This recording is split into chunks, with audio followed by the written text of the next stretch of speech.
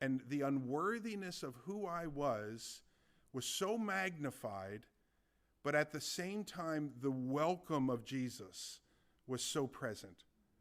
I think that's what she's in this situation here.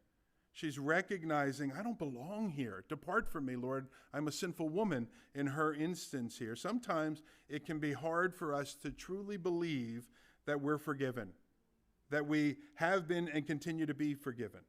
And how kind of Jesus. He gently reminds her in the same way that he reminds us in his word, you've been forgiven and you continue to be forgiven. Verse 50, and he says to her, your faith has saved you. Go in peace.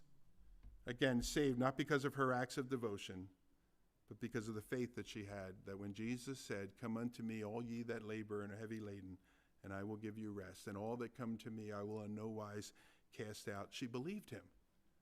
He says to her, go in peace. Literally that reads, go into peace.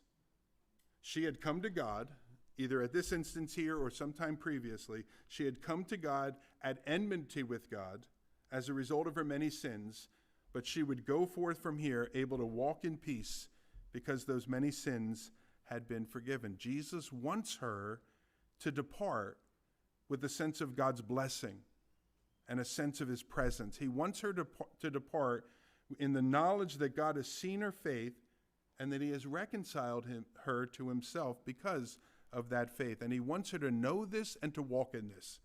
And so he says to her, go in peace. I hope that can be said of every one of us here in this room. Again, it is such an incredibly ironic thing that the closer we draw near to God, the more sin in us, the more of our need in us he reveals. And yet at the same time, he's drawing us closer and closer to himself so that we recognize, I am welcome here in the presence of holiness. And it's because of the work that his son has done on the cross for our sin. We could never pay our debt, but he has paid our debt. And he says, come unto me, all ye that labor and heavy laden, and I will give you rest, peace for your soul. And we believe him.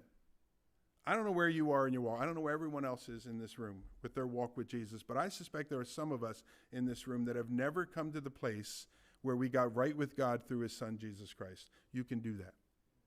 You can take him at his word, and you can believe him. Jesus said he went to the cross to pay the penalty for your sin, all of our sin. And you can believe him and trust him by faith.